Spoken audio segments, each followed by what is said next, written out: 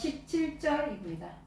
그때 헤로드 왕이 손을 들어 교회 중 몇 사람을 해하려 하여 요한의 형제 야고보를 칼로 죽이니 유대인들이 이 일을 기뻐하는 것을 보고 베드로도 잡으려 할세 때는 무교절이리라. 잡음에 옥에 가두어 군사 내식인 네 패에게 맡겨 지키고 6월절 후에 백성 앞에 끌어내고자 하더라. 이에 베드로는 옥에 갇혔고 교회는 그를 위하여 간절히 하나님께 빌더라. 헤롯이 잡아내려고 하는 그 전날 밤에 베드로가 두 군사 틈에서 두 쇠사슬에 매어 누워 자는데 하수꾼들이 문 밖에서 옥을 지키더니 호련히 주의 사자가 곁에 서매 옥중에 광치가 조여하며 또 베드로의 옆구리를 쳐 깨워 가로되 급히 일어나라. 하니 쇠사슬이 그 손에서 벗어지더라. 천사가 가로되 이를 띠고 신을 들매라. 하거늘 베드로가 그대로 하니 천사가 또 가로되 겉옷을 입고 따라오라. 한데 베드로가 나와서 따라갈새 천사의 하는 것이 참인 줄 알지 못하고 환상을 보는가 하니라. 이에 첫째와 둘째 파수를 지나 성으로 통한 쇠문에 이르니 문이 절로 열리는지라. 나와 한 거리를 지나매 천사가 곧 떠나더라. 이에 베드로가 정신이 나서 가로되 내가 이제야 참으로 주께서 그의 천사를 보내어 나를 헤롯의 손과 유대 백성의 모든 기대에서 벗어나게 하신 줄 알겠노라 하여 깨닫고 마가라 하는 요한의 어머니 마리아의 집에 가니 여러 사람이 모여 기도하더라. 베드로가 대문을 두드린데 로데라 하는 계집아이가 영접하러 나왔다가 베드로의 음성인 줄 알고 기뻐하여 문을 미처 열지 못하고 달려들어가 말하되 베드로가 대문 밖에 섰더라. 하니 저희가 말하되 이가 미쳤다. 하나 계집아이는 힘써 말하되 참말이라 하니 저희가 말하되 그러면 그의 천사라 하더라. 베드로가 문 두드리기를 그치지 아니하니 저희가 문을 열어 베드로를 보고 놀라는지라. 베드로가 저에게 손짓하여 증명하게 하고 주께서 자기를 이끌어 옥에서 나오게 하던 이 일을 말하고 또 야고보와 형제들에게 이 말을 전하라 하고 떠나 다른 곳으로 가니라. 아멘. 기도하겠습니다. 거룩하신 하나님, 오늘 귀한 말씀을 가지고 하나님 부족한 여종이 대하나에 섰사오니 입술과 생각과 모든 것을 친히 주관하시고 전하는 자나 듣는 자가 하나님의 기쁜 뜻을 깨닫고 은혜 받을 수 있도록 말씀의 능력을 받을 수 있도록 축복하여 주시옵소서. 예수님의 이름으로 간절히 기도하옵나이다. 아멘. 사도행전 12장은 예수님이 승천한 후 초대 기독교가 이제 막 활개를 피려고 하자 엄청난 박해가 들이닥친 피비린내를 풍긴 시대를 묘사합니다. 사도행전 12장 2절은 야고보가 순교했음을 보여주고 있으며 연이어서 사도행전 12장 3절에서 5절은 초대교회의 최고 지도자였던 베드로조차 헤롯의 서슬퍼런 칼날 유혹을 받으며 옥에 갇혀 있다고 기록합니다. 이같이 암울한 시기에 등장하는 노대라는 이름을 통하여 하나님은 우리에게 무엇을 알려주고자 하셨을까요? 박해를 당한 초대교회 성도들이 곧바로 시작한 것은 전심기도였습니다. 그들은 단지 최선을 다해 기도하여 하나님의 능력만을 간구했던 것입니다. 여기서 우리는 기도하는 무리 곁에서 시중 들던 노대라는 이름의 어린 계집종을 상상해 보아야 합니다.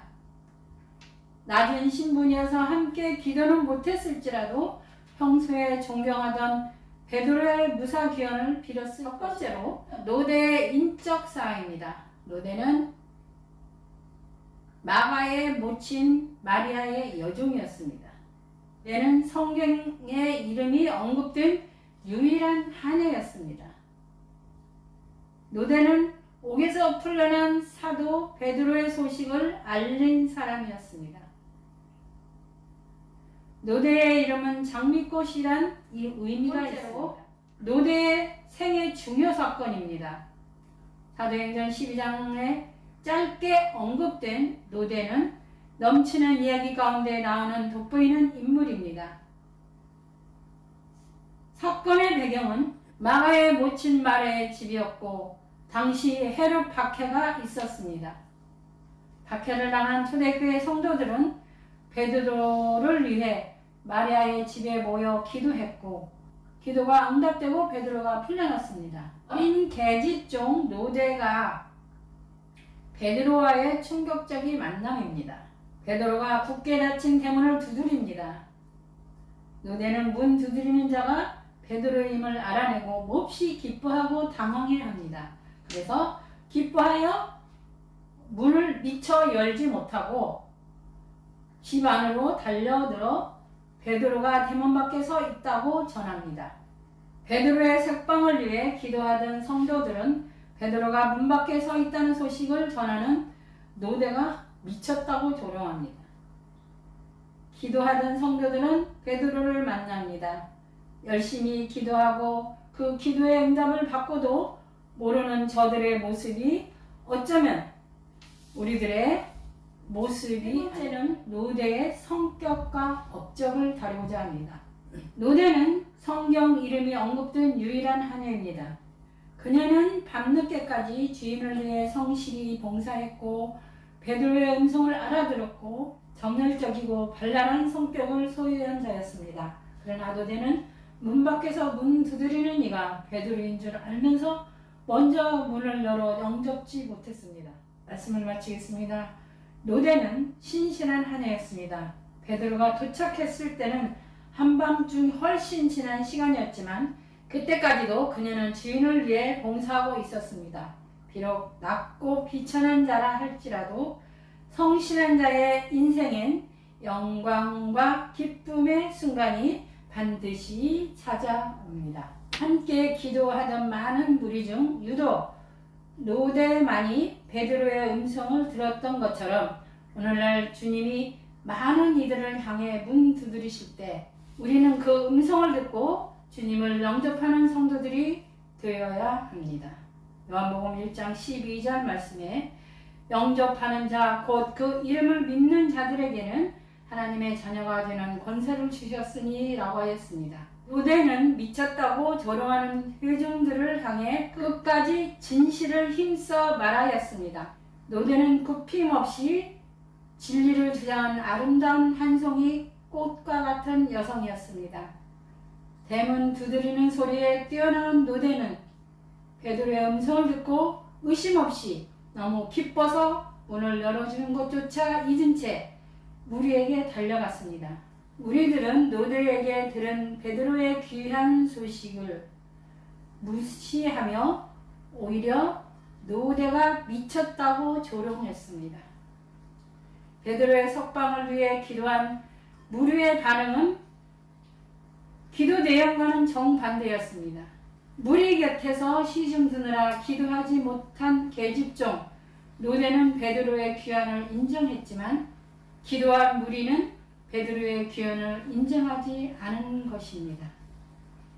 성도 여러분, 하나님은 사회적인 신분이 낮은 어린 여자 하인을 통하여 귀한 교훈을 저희들에게 주셨습니다. 낮은 신분에 보잘것없는 일이라도 하나님의 구속사적 사건에는 큰 역할임을 보여주신 것입니다. 아멘. 사랑하는 소망교회 온 성도 여러분, 저는 여러분 모두가 우리 모두 문 밖에서 두드리시는 예수님의 음성을 알아듣는 성도들이 되기를 주님의 이름으로 축원합니다. 하겠습니다. 우리의 모두의 아버지가 되시며 우주 만물을 창조하신 성부 하나님, 오늘 거룩한 주일을 맞아 저희가 믿음으로 하나님께 말씀을 듣게 해주신 성삼위 하나님을 경배합니다. 찬양합니다. 하나님, 저희로 하여금 노대와 같은 신앙의 인물이 되게 해주시고 온 세상 사람들에게 하나님의 말씀을 가르치며 하나님을 믿지 아니하는 자들에게 복음을 증거하는 예수님의 신실한 제자가 되게 하여 주시옵소서. 이제 우리가 이 사명을 능히 감당할 수 있도록 복에 복을 더하여 주시기를 간절히 바라며 우리 주님 예수 그리스도를 받도록 간절히 기도하옵나이다. 아멘.